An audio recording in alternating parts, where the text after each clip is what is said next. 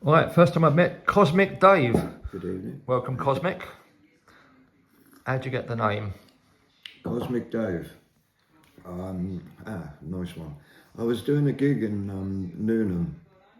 I just moved into the Forest of Dean and I didn't know anybody. And I met this guy and he says, "Oh, you play drum?" I says, "Yeah, I play percussion." Like, he says, "Oh, come and do a gig with us then and let's have a jam, see how you get on."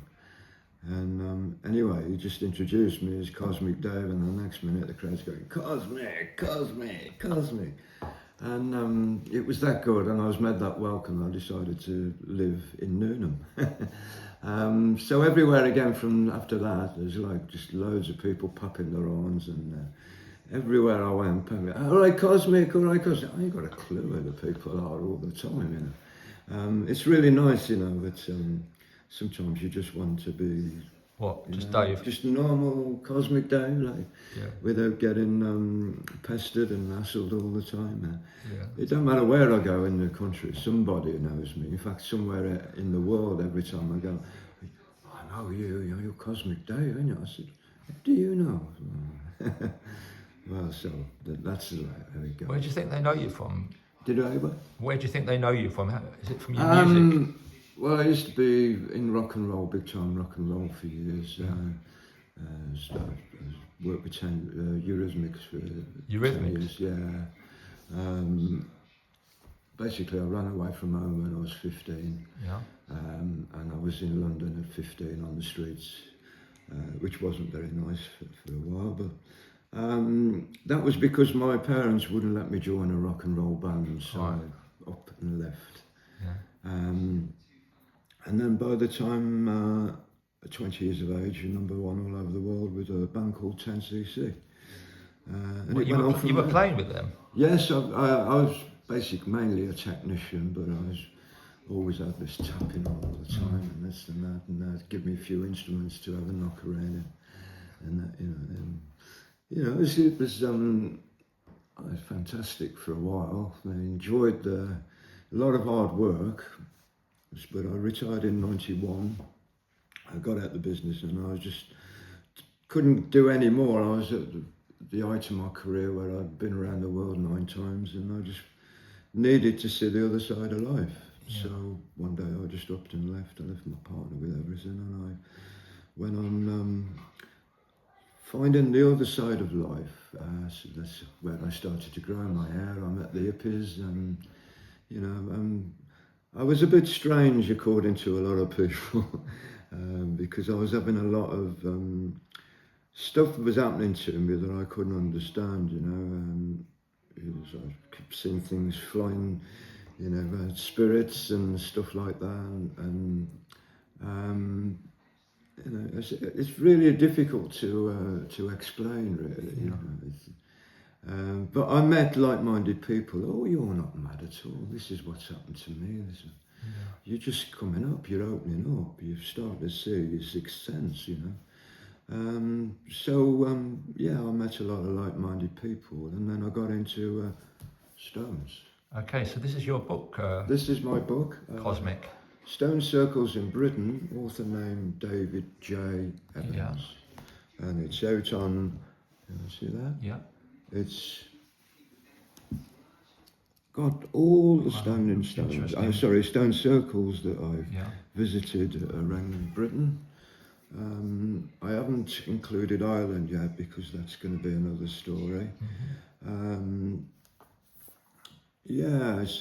I just find the subject absolutely fascinating. So when you quit the rock and roll world, how old were you, Dave?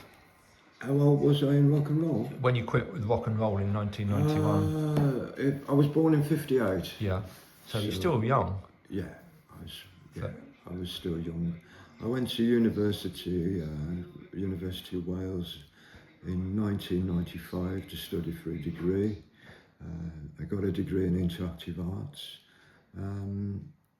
And I was basically more interested in the Earth magnetic energy, which is obviously what these stones they marked the points of that, and standing stones as well. There's a lot to be said for the ancients. They were super intelligent, in my opinion. You know, Yeah. of course, they left no written evidence, so we'll never know what it's all about. And that's what I like about it. It's mystery. Yes. You know, it's like I got into crop circles one time. A lot of people still believe that they're made by the aliens and the ETs and that, you know that. But no, when you've met the circle makers and you've made one yourself, You're not allowed to talk about that. and then you look at reading what people write about it, like they're off the trolleys, you know. As much as I was, you know. Yeah. What's your process of exploring these sites? Do you just get a feeling that there's something there, or you kind of plan it in advance? I started looking on the megalithic portal, Julian Cope's website, hunting around on Google, Pascape, Cornwall, Caddo, hunting around for anything that's about, and then I just start making a list, and then I go and find the coordinates, and I just go out and hunt. It's a lot of hard work. It's not easy. You know, it's a lot of the stuff's on private land. I don't like trespassing, and I've always tried wherever possible to gain permission. Yeah. Some farmers are fantastic. Some people, they just don't want to know. No, sorry, I don't know what you're talking about. Actually, yes, I do mind if you park there. I think, well, I don't seem to be doing any harm, but. It's like if you've lived here for 65 years and you tell me I don't know what I'm on about and it's right in your garden there, it's like, it's a bit rude, isn't it? Yeah.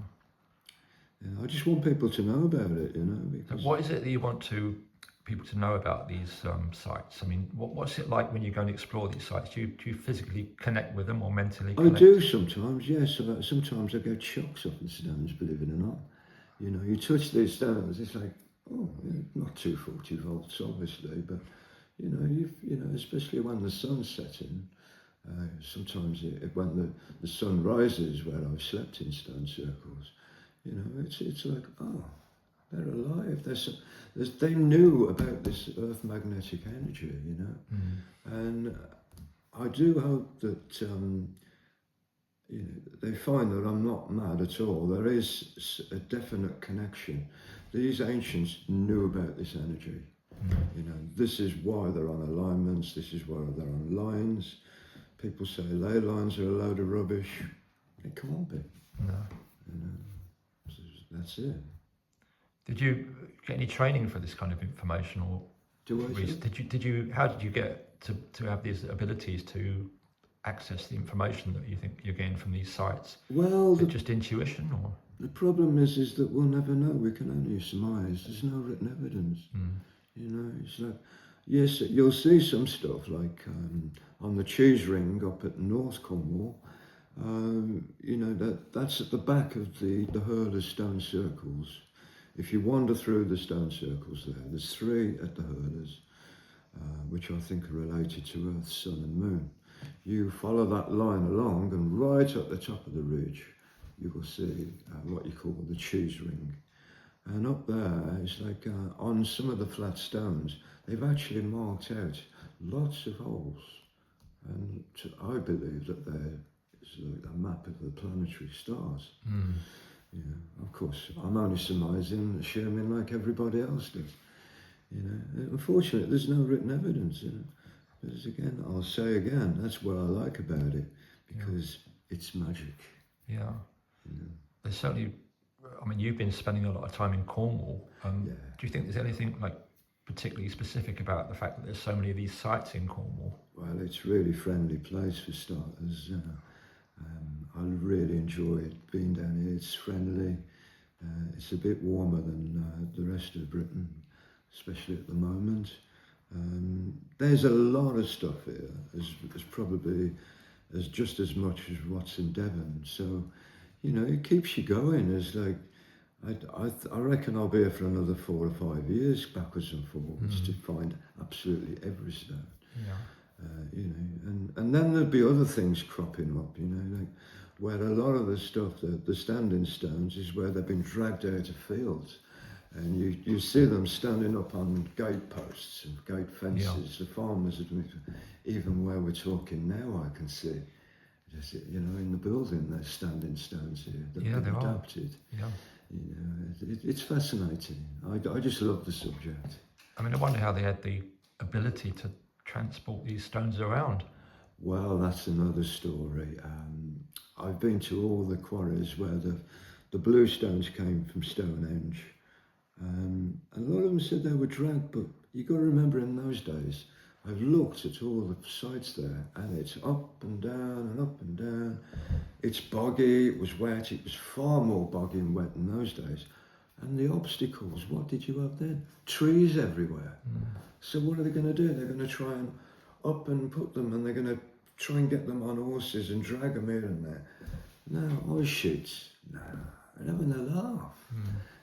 I see people like trying to drag stones and like they're living outside of Stonehenge, a tiny stone compared to some of the other big ones that's lying around. It's like, the one in the altar stone in Stonehenge, that came all the way from the Shetlands. It's all in perfect state. How did they do that? How? Yeah. And why? It's important. Yeah. It does seem to be some astrological connection, because when you look at like the pyramids and the way they're lined up and... that's another story as well, yeah. And I do believe that Stonehenge and the pyramids, they're all built at the same time. Yeah. And who did they know? That's all they had. Earth, the sun, the moon, the planet they were standing on, and the stars to go by. Yeah. This book, in my research, I believe it all came from the Anatolians. That's where the oldest and earliest sites originate from Turkey, way over 10,000 BC. Right. And for me, I believe it was all to do with farming. Calendars for farming. And these farmers, they upped and left, and they introduced farming to the rest of the world. They came through Russia, the Ukraine, all the way down, all through Doggerland, which is now the sea. There must be lots of stuff there buried underwater. And, they upped and left everything in Aberdeen. That's where you get the recumbent stones, where they were, the stone circles there were more elaborate. Why? Maybe it was the introduction of iron. They discovered metals, or it would have been one of a massive catastrophe. Yeah. We'll never know. But regarding Cornwall, what have you been looking at recently? I mean, there's obviously places like the Menantol, which gets a lot of interest. The Merry Maidens, the Nine Maidens. Yeah, yes. Fabulous myths about that. Yes. I mean, have you looked into any of those? Yes, I've looked at the Merry Maidens, and that is not in the right place. Really? That's been put back by the farmers in the wrong place. Ah. If you walk from the car park and you walk to the right, yeah, just slightly to the right, that's where, I think it may have been two stone circles. One to the right, that's where the main stone circle. Go and have a look, feel the energy. You can feel it. So you can sense... It's dead. You can't feel nothing where the stone circle is. Right. And they've been put back. It's too perfect. Yeah. Of course they wouldn't know what they were doing in those days, would they? Yeah. When you say you feel the energy, do you get a sense Yes. of the energy coming through you? Yes, I pick up stuff. A change in tinnitus.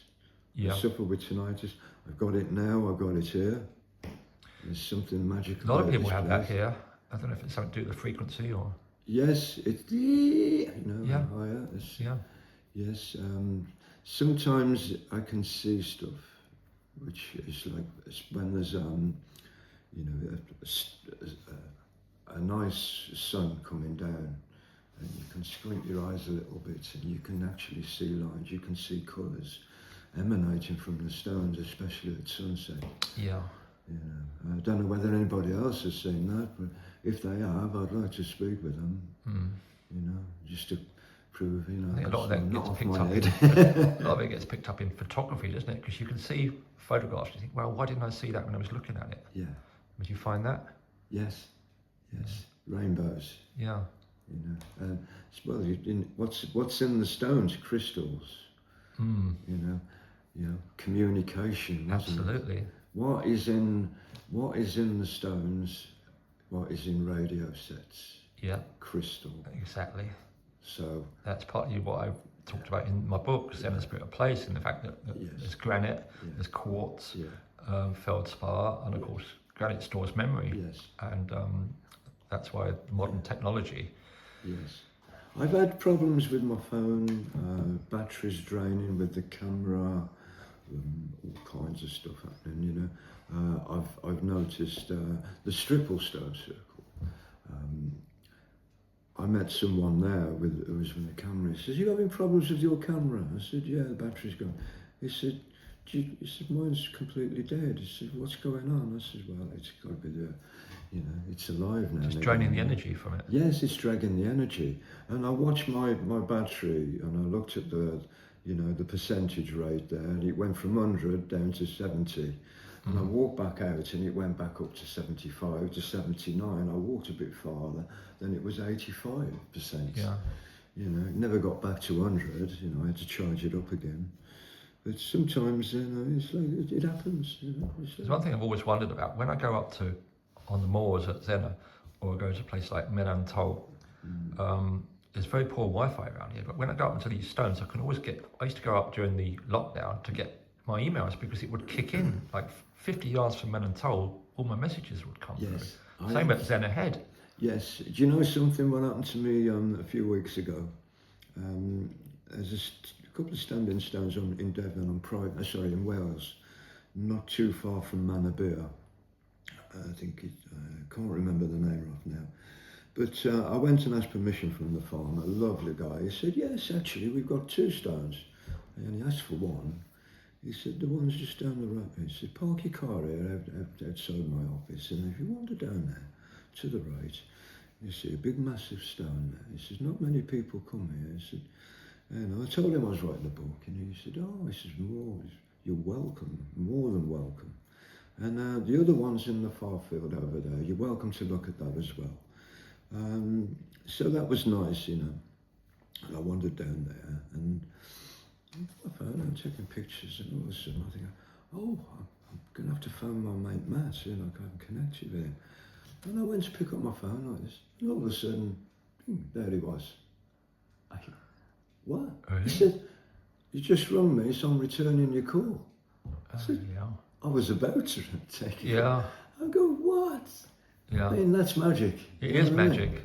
You know, not surprising either. And that's not just the first time that's happened. It's happened a few times. Yeah. You think about things, or you think about people or something, and the next minute it happens. You bump into them. Yeah. You know, so some of them are still alive. You know, it's like, you know, please, if any other people have these, you know, I'd love to hear from them and have a good chat with people. Because how would they get in touch with you, Cosmic? Have you got yes, I have a website called cosmicdave.com. Yeah. It's COZMIC Dave.com. You'll find all the contacts there, the Facebook clicks, everything there. And I'll gladly talk to everybody. You know, I've got nothing to hide. You know, but you know, please don't think I'm a nutter, because I can assure you I'm not. Yeah. Well, what a brilliant story. I hope we can do another part sometime. But thanks for calling in, Dave. Yes, thank you. Nice to meet you, Bob. Yeah. Is this your artwork on the kitchen? Yeah, a lot of it is my work, and a lot of it is people that mainly all the work in this house is by people that I've known or worked with. Yes. So yeah. Yes, I'm totally into all this stuff. If you want to have a wander around, you know, feel free. There's some really interesting stones around the back. There's where this house was built. There's one that's got 1712 carved into it, and Tregerthen means land of the rowan. And of course the rowan was planted traditionally as an antidote to witchcraft. So there's some really interesting stones up in the field which used to be called Burns Down. Those stones were removed because that was where the witches used to congregate in Victorian times. I'll find them. Yeah, and there's an old chapel up there which is very spooky. I've even got like a little quoit in my garden, you know, like a quoits we used, you know, quite a lot up on the moors. So yeah, we're in the heart of it now. Yeah, Right. and of course all the granite. You'll probably find Stores all some the more memory. stuff. You'll probably find some more stuff because all these quotes that they were, they were covered in soil. Yeah. It's, Yeah. yes, I'd love to keep finding them, and there's one incidentally, a burial chamber, where I went to last year, and it's on that way along the coast, heading towards St Just. It's right on a farm, and that is totally amazing. Yeah. I can't remember the name of it, and I can only And is that where they would bury the bodies? I don't know what it is. Or the noble, more the noble people, weren't it? Well, it's the leaders, the warlords. It just looks like a pile of rubbish, a heap of soil there, and then there's a little opening, and you go down there, and you go down, and then there's a big, massive walkway that way, but then there's a tiny little hole to the right of it, and you go under there, and it's all stone, all on the top. Oh, it's amazing, and you have to lie like this. It's unbelievable. How they did that. Yeah, well, there are people that believe these are portals to the underworld as well, and I can see a lot of, I can see why people would think that. With the people that live in underground, the pixies, the spriggans, all the mythology here. Like I've recently been researching mermaid mythology, and just so much in absolutely. This part. But you're into all this subject as well. Yeah, I am. Yeah, Brilliant. that's why I like to chat to people who've got some more knowledge of it than I have. But okay. I find the whole thing fascinating, and of course, being in Cornwall, I mean, how can you not? Can I ask you, when you've been visiting these sites as well, have you had any what you call strange experiences? Yes, I have. Quite a lot. I spend a lot of time up on the Zena Moors, and I find the mood fluctuates quite a lot up there. I talk to a lot of people around Zena, and I find the energy in Zena quite feminine and quite soft. But when I go to a place like Morva or Madron, I find that slightly more sinister and dark. So, like the weather here, one's mood can change like within minutes. Yeah. The weather can change, and then that affects your mood. And I do see ghosts quite a lot, and I've engaged in various rituals here. I've had friends who are witches and stuff like that, and a lot of people I know tap into the occult, which I kind of do, but I'm a bit wary of it, so I try to keep very grounded. But yeah, I've had constant weird experiences in synchronicity for the last 5 years, and I've always had that because I grew up as a Romany gypsy with a psychic, a lot of psychic people in my family, so I've always had it. But when I moved to here, it's almost like it was magnified a lot. And that's why I wrote the book, Zen and Spirit of Place. I tapped into Lawrence, and I tapped into Aleister Crowley, which is often not a good place to tap into. But I find that levels of synchronicity are just manifesting all the time. Yes. Sometimes I have to go away to normal places, like Swindon. Yes. Sorry, Nettie. Just to just get a bit of normality, really. Yeah. And I find I sleep better. Well. I don't get the dreams, and I don't get the weird encounters with people and the synchronicities. That happens a lot. Synchronicity, yes. That's my current obsession. Yes. There's just documented synchronicities. Yes. Yeah. Do you know there's one stone circle in this book I went to? It's in the Outer Hebrides. I think it's Callanish 8. I'll have to find the name. I've been to that many. It was beautiful stone circle high up in the mountain, and it had got water inside, and it hasn't been excavated. And I found a can in the middle, and my feet were soaking wet. But do you know what happened? My tinnitus completely disappeared. It was silent, as I could have stayed in there forever if not for that water. And of course, you get back out again, it's like, but that, it just completely disappeared.